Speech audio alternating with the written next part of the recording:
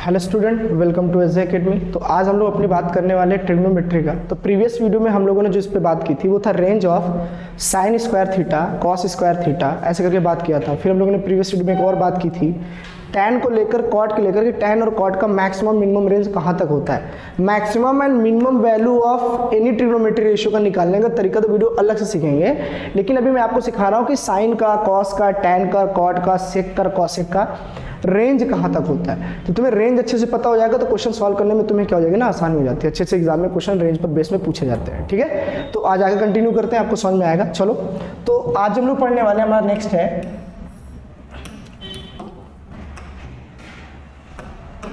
तो range of क्या पढ़ने वाले हैं आज हम लोग।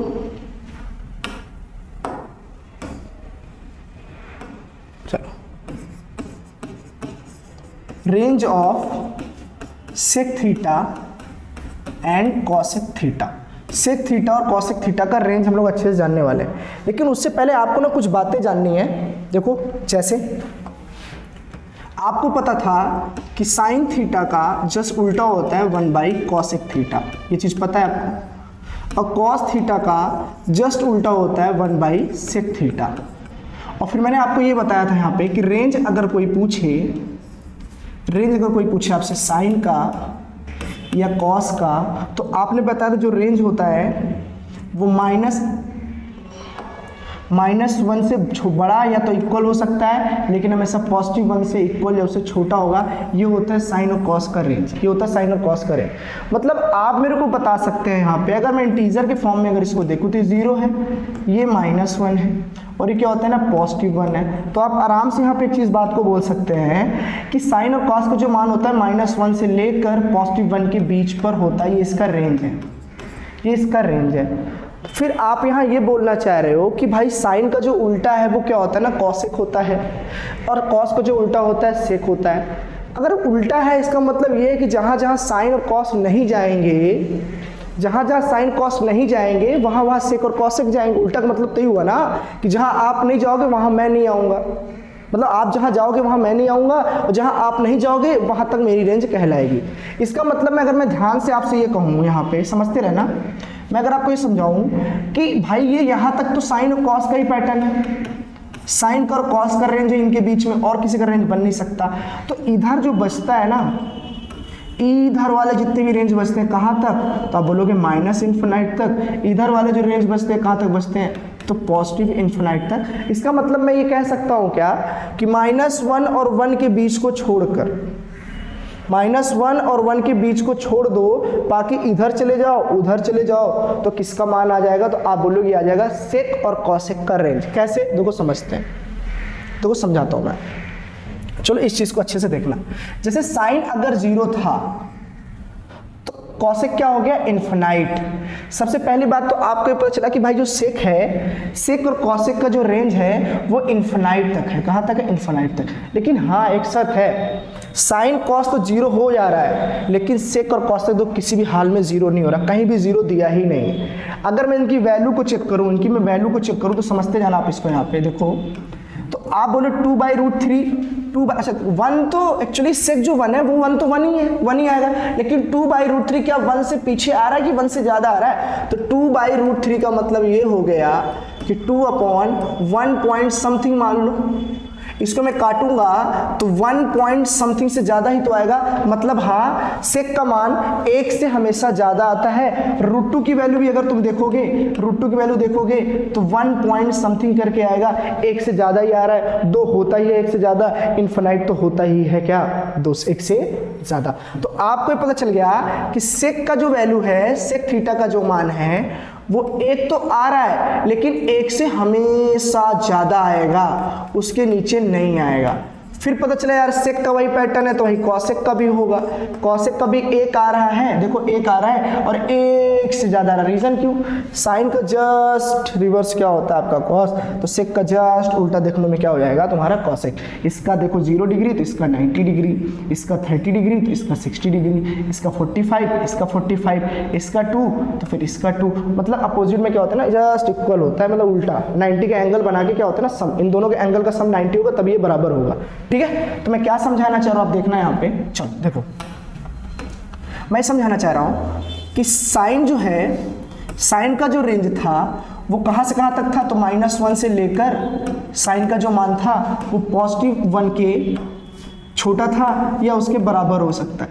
लेकिन जस्ट अगर मैं बात करूं किसका, कॉसेक का, तो कॉसेक जस्ट इसका उल्टा होता है। क्या होता है, उल्टा होता है। तो आप बोलोगे वो इनके बीच में तो कभी नहीं हो सकता, वो -1 और +1 के बीच में कभी नहीं होगा, हमेशा या तो 1 होगा या तो 1 से क्या होगा, ज़्यादा होगा, या तो 1 होगा या 1 से क्या होगा, ज़्यादा होगा। अभी मैंने दिखाया था कि सेक और कॉसेक की जो वैल्यू है कभी 1 से छोटी होती नहीं है, 1 से हमेशा क्या होती है, ज़्यादा होती है। क्या होती है, ज़्यादा। फिर मैंने ये कहा कि अगर मान लो कॉसेक और सेक को देखना, थोड़ा सा देखना, देखो तो आप बोलोगे कॉसेक अगर इस क्वाड्रेंट में आया और इस क्वाड्रेंट में आया तो प्लस होगा, लेकिन जैसे ही अपोजिट करो, ये क्वाड्रेंट में आया, थर्ड में फोर्थ क्वाड्रेंट में आया तो क्या हो जाएगा, नेगेटिव हो जाएगा। सेक भी तुम्हारा फोर्थ में या पहले क्वाड्रेंट में आया तो पॉजिटिव होगा, बाकी दूसरे तीसरे में आया तो क्या कहलाएगा, नेगेटिव कहलाएगा। मतलब जैसे साइन का, कॉस का, टैन का, कॉट का वैल्यू पॉजिटिव से नेगेटिव हो सकती है, वैसे इनका भी, सेक और कॉसेक का भी वैल्यू क्या हो सकती है, नेगेटिव में हो सकती है। यही मैं समझाना चाह रहा हूं कि जैसे साइन का और कॉस का, टैन का और कॉट की वैल्यू पॉजिटिव के साथ साथ नेगेटिव हो सकती है, वैसे ही आप बता सकते हो सेक का और कॉसेक की वैल्यू भी क्या हो सकती है, negative, positive as well as negative हो सकती है। फिर बात यहाँ क्या समझ में कि रेंज कहाँ तक है इसका, कॉस का और सेक का, यानी कि सेक और कॉसेक का जो रेंज है कहाँ तक होगा, तो साइन का जस्ट उल्टा। मतलब साइन जहाँ एग्जिस्ट करेंगे वहाँ पर कॉसेक नहीं आएगा, 0 है, -1 और ये है +1। फिर आपने बोला कि साइन जो है वो यहाँ से यहाँ तक आया, यहाँ से यहाँ तक आया, इसके बीच में कभी ज़िंदगी में कॉसेक नहीं हो सकता, तो कॉसेक कहाँ से होगा। आप बोलोगे, आप आराम से बोल सकते हो यहाँ पे सबसे पहली बात कि सेक, ये वैल्यू तो साइन का और कॉस का है, ये वैल्यू साइन और किसका है, कॉस का। फिर आपसे बोला सेक का और कॉसेक का जो रेंज आया, समझते जाना, मैं शुद्ध हिंदी में लिख दूँ ना। पहली बात यहाँ पे कि इनका जो मान है, जो इनका मान है सेक और कॉसेक का जो मान होगा, यानी कि जो वैल्यू होगी वो हमेशा क्या होगी, 1 से क्या होगी, 1 से ज़्यादा होगी।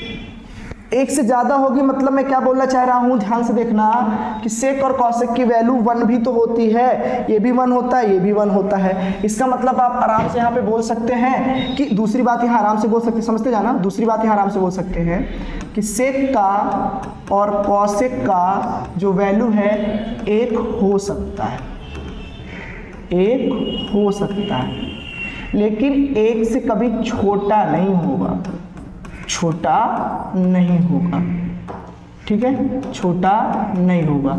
ये बात आपको समझ में आ गई।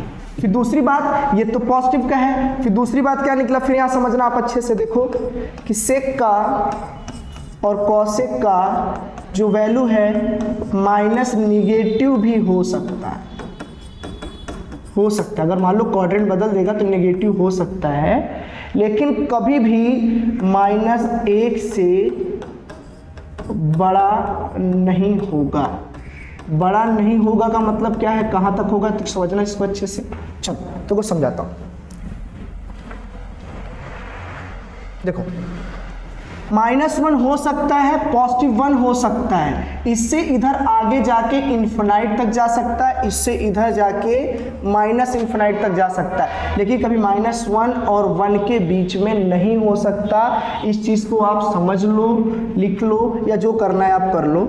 सेक का और कॉसेक की जो वैल्यू है आप आराम से बोल सकते हैं, पहली बात कि -1 और 1 हो सकती है। साइन मतलब सेक का मान और कॉसेक की जो वैल्यू है -1 और 1 हो सकती है, पहली बात तो ये। दूसरी बात, लेकिन कभी भी -1 और +1 के बीच में वैल्यू नहीं हो सकती, नहीं हो सकती, मतलब इनकी वैल्यू जो है कभी भी -1 और 1 के बीच में नहीं आएगी। यही तो मैं बोल रहा हूँ कब से, देखो कि अगर ये -1 है और ये +1 है तो कॉसेक और सेक का जो मान होगा जस्ट इसके इधर होगा, इसके इधर होगा, लेकिन इस एरिया में कभी नहीं होगा। इस एरिया में कभी आ ही नहीं सकता, क्यों? क्योंकि इस एरिया में तो साइन और कॉस का आने का राइट है ना, साइन और कॉस का आने का राइट है। जब साइन कॉस आ गए तो जस्ट इनका उल्टा कॉसेक सेक होता है, जहां साइन कॉस आ जाते हैं फिर वहां पर तुम्हारा किसी भी हाल में सेक और कॉसेक नहीं आते। तो आपको पता चल गया फिर कहां से कहां तक जा सकते हैं। देखिए फिर कहां से कहां तक जा सकते हैं, फिर दो बात हो गई, तीसरी बात देखेंगे तो इनका रेंज -इन्फिनाइट से लेकर कहां तक, देखो -इन्फिनाइट तक उधर जा सकता है। इस क्वाड्रेंट के इधर, मतलब मान लो इंटीजर अगर मैं ले लूँ 0 मान के, तो माइनस नेगेटिव तक जा सकता है और पॉजिटिव इन्फिनाइट तक जा सकता है और नेगेटिव इन्फिनाइट तक जा सकता है, लेकिन कभी भी -1 और 1 के बीच में नहीं हो सकता। इधर पूरा इन्फिनाइट तक, इधर पूरा -इन्फिनाइट तक, मतलब किसी भी हाल में -1 और 1 के बीच में वैल्यू मत आने देना। बाकी तुम कितना भी ले जाओ, कहीं इधर ले जाओ, कोई फर्क नहीं पड़ता। -इन्फिनाइट तक ले जाओ, पॉजिटिव इन्फिनाइट तक ले जाओ, हर जगह वैल्यू पॉसिबल है। रीजन क्यों? क्योंकि ये हमारा सेक और कॉसेक का पैटर्न ही कहता है कि मैं 1 तो हो सकता हूँ लेकिन 1 से ज़्यादा होऊंगा, और ज़्यादा से ज़्यादा निगेटिव करोगे तो 1 हो सकता हो तो और बढ़ता चला जाऊंगा लेकिन कभी घटूंगा नहीं। -1 और 1 के बीच में मैं कभी जिंदगी में नहीं हो सकता, क्योंकि ये वक्त जो है वो साइन और कॉस का है। किसका है? साइन और कॉस का। चलो देखते हैं। तो आपको समझ में आ गया कि रेंज ऑफ सेक थीटा कहां तक होता है, तो आप बोल सकते हैं, बस दो बातों में आराम से बोल सकते हैं हम समझने के लिए। पहला, चलो समझा देता हूं, सेक और कॉसेक का जो मान है कहां तक है, तो आप बोल सकते हैं सेक का और कॉसेक की जो वैल्यू होगी वो -इन्फिनाइट से लेकर पॉजिटिव इन्फिनाइट तक होगी। उससे छोटी भी हो सकती है, बराबर भी, उससे बड़ी भी हो सकती है और उससे छोटी भी हो सकती है, मतलब इक्वल केस में ये हो सकता है। लेकिन जैसे ये लिखोगे तो इसमें एक बात इंक्लूडेड है कि -इन्फिनाइट से लेकर पॉजिटिव इन्फिनाइट तक पूरी बात कर ले गया, लेकिन बीच का एक हिस्सा हमको छोड़ना है, एक्सेप्ट क्या? -1 और +1 के बीच की वैल्यू नहीं हो सकती, 20 की वैल्यू नहीं हो सकती। ठीक है, बस ये याद रखना है कि पॉजिटिव इन्फिनाइट से नेगेटिव इन्फिनाइट तक सेक और कॉस की सारी वैल्यू हो सकती है, लेकिन -1 और +1 के बीच में नहीं हो सकती। लेकिन -1 और 1 हो सकती है, -1 और 1 हो सकती है, लेकिन कभी भी -1 और +1 के बीच में वैल्यू इनकी नहीं हो सकती है। ठीक है, तो रेंज आपको समझ में आ गया। जैसे कल कोई क्वेश्चन दे दे आपको समझने के लिए, यहाँ पे देखिएगा, जैसे बोल दे सेक थीटा की कोई वैल्यू अगर पॉसिबिलिटी पूछे तो क्या 1/2, ठीक है, 3/4, 7/8 या 127/2। तो इन चारों ऑप्शन में से कौन सा ऑप्शन होगा सेक के लिए, कौन सा ऑप्शन अप्लीकेबल है? तो आप आराम से बोल सकते हैं कि ये वैल्यू 1 से छोटी आ रही है, ये वैल्यू 1 से छोटी आ रही है, ये वैल्यू 1 से छोटी आ रही है, लेकिन ये 1 से क्या हो रही है? ज़्यादा आ रही है। तो आप बोलोगे ऑप्शन नंबर ये हो जाएगा। मान लो माइनस करके पूछ लेता, तब भी यही वैल्यू होती। क्यों? 1 से ज़्यादा आना चाहिए, या 1 भी आ जाए तब भी वो परफेक्ट कहलाएगा, नहीं तो नहीं कहलाएगा।